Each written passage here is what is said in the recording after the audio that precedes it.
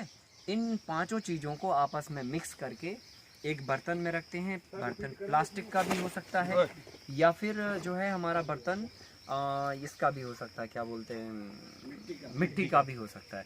लोहे का ड्रम ख्याल रखें ना रखें, ठीक है।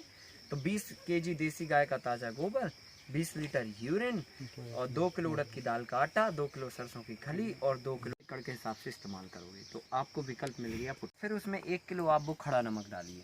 खड़ा नमक कौन सा, जो क्रिस्टल फॉर्म में होता है, नहीं सफ़ेद नमक क्रिस्टल फॉर्म में आता है सर, डली वाले सर नमक सर, हाँ डली वाला, वो 1 किलो डाल के और फिर उसके ऊपर 100 किलो फिर कचरा डालिए, फिर 1 किलो नमक, फिर 100 किलो कचरा, फिर 1 किलो नमक, फिर 100 किलो कचरा, 1 किलो नमक। ऐसे करके हम 5-6 परत में नमक और कचरे की परतें डाल के यू शेप का ये टर्नल हिप ऊंचा बना लेंगे।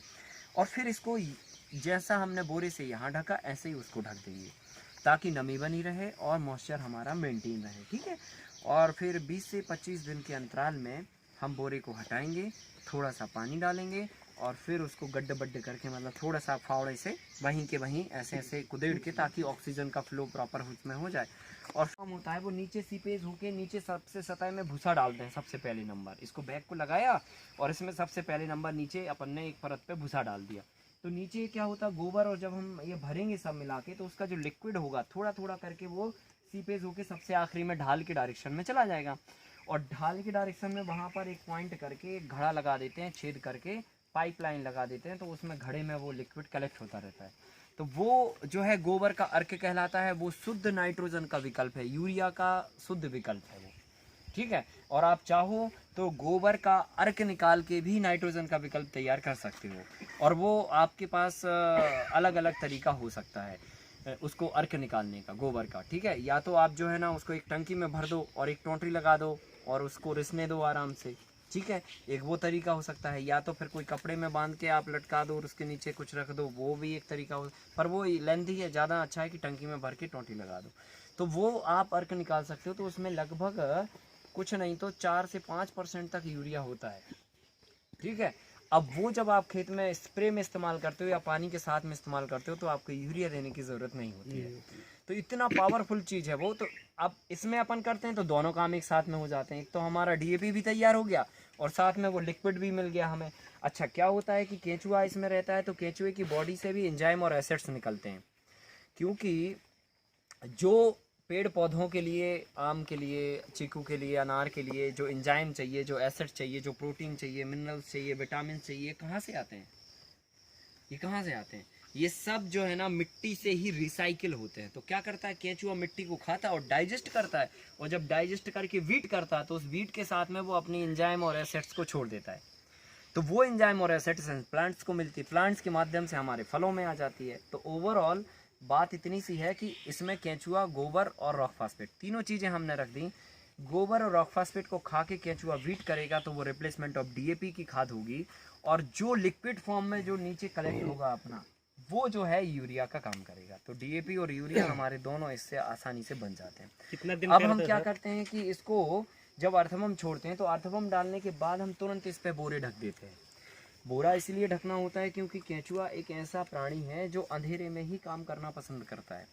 365 दिन नॉन स्टॉप वर्किंग करता है ये, ठीक है। तो इसको चाहिए अंधेरा, तो हमने बोरा ढांक दिया तो इसको हमेशा अंधेरा महसूस होता है, तो ये बराबर से अच्छे से काम करता रहता है। दूसरा ये होता है कि नमी नहीं उड़ती भाई, मॉइस्चर हमारा बेकार नहीं जाता। एक बार पानी डाल दिया तो हफ्ते 10 दिन के लिए फ्री हो गए। बारिश में आपको ऐसा टनल बना के, आप कच्चा ही शेड बना के और ये आप व्यवस्था कर लें, बहुत पक्का टीन सेट करने की व्यवस्था की ज़रूरत नहीं है। और या तो फिर आप अपने मल्टी लेयर स्ट्रक्चर में इसको रख सकते हैं बैग को।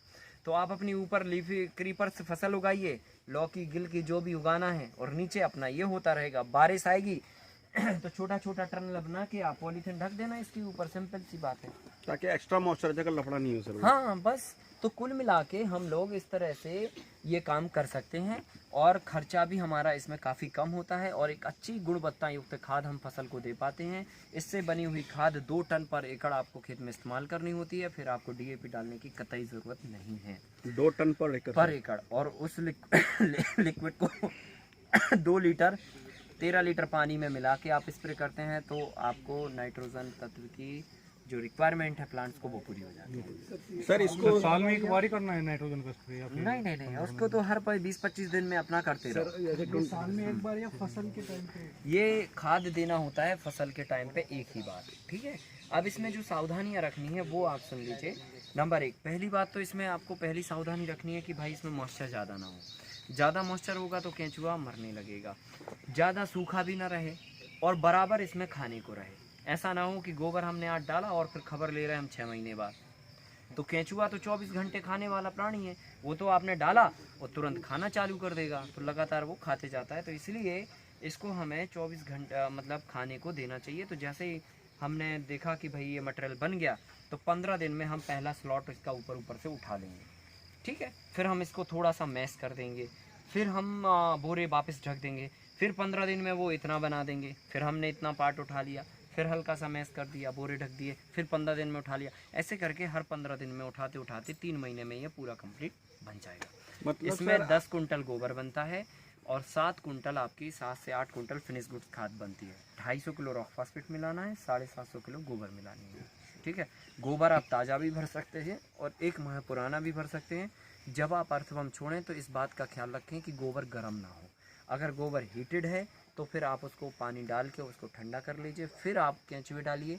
और अगर गोबर ऑलरेडी ठंडा है तो फिर कोई बात नहीं, आप डायरेक्ट भी डाल सकते हैं। और ठंडा और गर्म कैसे चेक करना?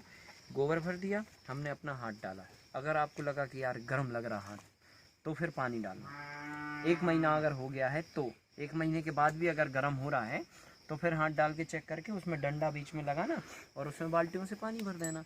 तो वो पानी जो है ना, गरम पानी उसमें से निकल जाएगा नीचे से। रॉक फास्फेट पाउडर है वो हम डायरेक्ट क्यों नहीं इस्तेमाल करते, क्यों उसे डीएपी बना के फिर खेतों में डालते हैं? उसका कारण है क्योंकि रॉक फास्फेट जो है वो पत्थर के फॉर्म में होता है, सॉलिड फॉर्म में होता है, ठीक है। और प्लांट को सॉलिड फॉर्म में नहीं चाहिए, प्लांट को पदार्थ नहीं चाहिए, प्लांट को एलिमेंट चाहिए, तत्व चाहिए।